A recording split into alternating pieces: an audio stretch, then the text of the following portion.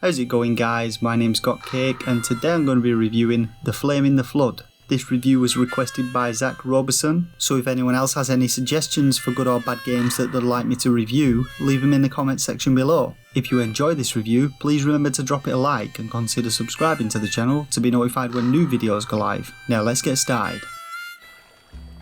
So The Flame in the Flood is a roguelike survival adventure game which released in 2016, and it sees you taking control of a young girl known only as Scout, who alongside a dog makes her way down the river trying to survive the journey by scavenging for supplies as she goes.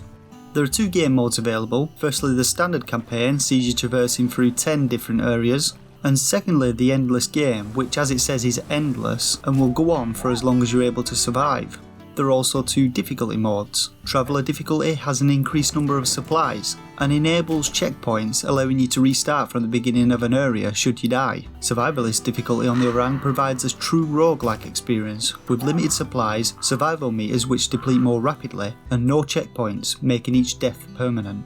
You also get to select between two dogs, Aesop or Daisy, who notify you of items and warn you when enemies are near by barking, which I'm not gonna lie, does get a bit on your tits after a while.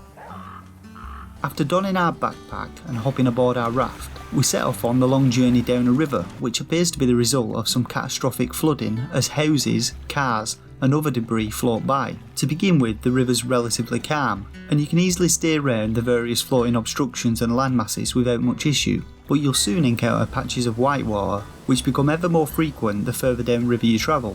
These allow for faster travel, but are significantly more challenging to navigate, and you'll have to fight to control your raft to avoid ploughing it headlong into an obstruction, which will cause damage to it. Take too much damage and it's game over. Your raft will sink faster than a rich tea biscuit dunked too long in a hot cuppa, and poor Scout, who surprisingly enough can't swim, will drown. There are in fact a lot of ways you can die in this game. You can starve to death, get mauled by boars, ravaged by wolves, succumb to hypothermia, or die from pure exhaustion. As you travel downriver, you'll need to salvage items from scrap heaps as you pass them, or from dockable locations identifiable by icons that appear on screen. These icons indicate the type of areas that you'll be docking at, and each has an increased chance of containing certain items to loot or facilities to use. You'll often encounter several different locations at the same time, usually on either side of the river, requiring you to make a decision on which side to dock at based on your current needs. Campsites, for instance, always contain a burning fire and often contain flint for you to craft tools with.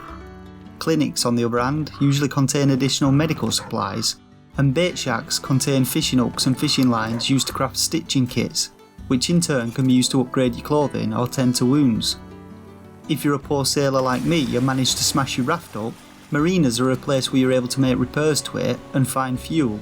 You can also upgrade your raft, adding improvements such as better rudders, a motor or a water purifier, providing you have raft schematics and the right materials, which can be found in containers or crafted using other materials.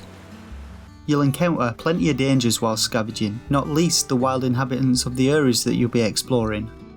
Wilderness areas often contain boars which will charge you on sight, causing broken bones. This results in slower movement speed and increased hunger. Breaks can be healed using a splint, or like the majority of injuries, will heal automatically after a set period of time. Black wolves are also a common sight. They're incredibly aggressive, hard to see in the dark and often hunt in packs, which can tear you to shreds in seconds, causing lacerations which become infected, cause sepsis and eventually result in death if left unattended. If you don't have a bow or gas bombs with which to fight these animals, it's advisable to just run or preferably sprint away from them back to your raft and safety. Snakes are also a pain in the ass as they're quite hard to spot, especially in the dark. If you're bitten by them, the poison will slowly kill you unless you drink some sumac or dandelion tea. In addition to wild animals, there are also other environmental hazards which don't pose as much of a threat but can still cause harm. These include thorn bushes that can leave you with some nasty scratches, and ants which will sting you. These injuries can be treated using bandages or aloe vera. The game also features missions which can be obtained from caches found at random in most areas. These require you to complete various objectives such as crafting items, and once complete they can be turned in at a cache for the reward displayed on the mission detail page. Now the main menu of the game really spells it out for you. The words "Do not idle" are written in red text on a sign next to a skeleton, which acts as an ominous reminder of what your fate might be should you not heed this advice. As you play, you need to strike a balance between looting, staying out of harm's way, and staying alive. Speed is key and you can't linger too long in an area if you want to survive. The survival mechanics in the game are relatively straightforward, with meters at the bottom of the screen which decrease over time, indicating the 4 main survival attributes you're going to have to keep track of. Firstly, there's hunger. To avoid starving to death, you're going to need to eat. Food comes in many forms, from raw ingredients such as mulberries, garlic and cattails, to crafted foods such as ash cakes, cooked corn, and meats obtained from wild animals such as rabbits, which you've first got to capture with a trap and then skin for the meats and hides.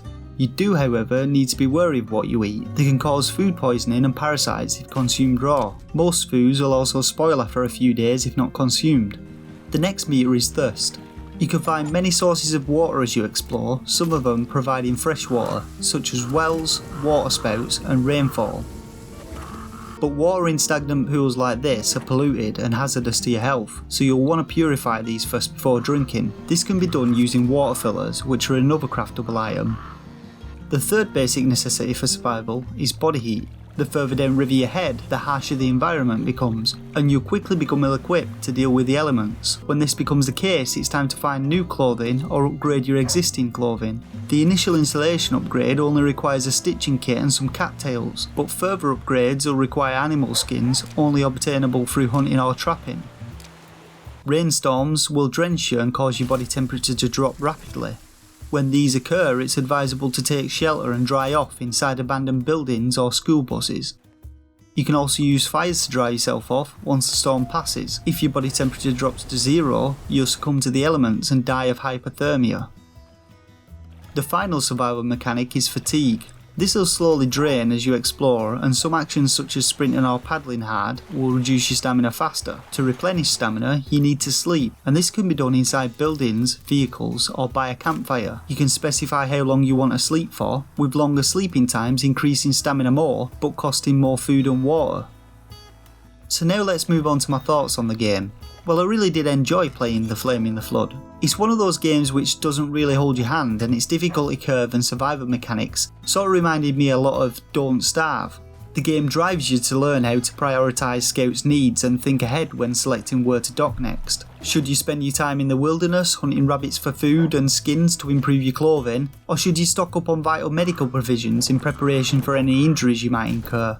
This is something that I found became even more important the further I got down the river, and I did begin to encounter some difficulties due to the lack of proper clothing and hunting materials. It got to the point that the majority of places that I docked at contained some form of wildlife trying to kill me, and after several failed attempts at reloading to a previous checkpoint, I decided to give up and start a new game. This is something to bear in mind when considering buying the game. It's challenging and not an easy ride. A lot of the game's focus is given to careful planning and management of inventory space, something which by design is very restricting, sometimes too much so, which can take some fun out of the game. A lot of your time will be spent juggling items between your backpack and dog, or making trips back to your raft to stash items. And even then you'll fill it up fast and be forced to discard or consume items if you want to craft new ones. I thought that the game's graphical and sound design were very good and pretty immersive. Walking around the wilderness in a thunderstorm whilst trying to listen for wolves can be pretty nerve-wracking. The control scheme for the game was also well designed, bar the awkward inventory menu, and movement was pretty fluid and easy to get to grips with. For a rating, I'd give the game 3 out of 5 stars. In all, it's a pretty solid survival adventure game, only let down by its overly restricting inventory system, which has an impact on your ability to prepare for locations further down the river. The game's currently on sale with a whopping 70% off, down from $14.99 to $4.49 on both the UK and the US e-stores until the 7th of April. Alternatively, you can also get the game on Steam, PlayStation and Xbox. And that's it for this review of The Flame in the Flood. If you enjoyed it, then please leave a like, and if you want to be notified of future reviews, don't forget to subscribe.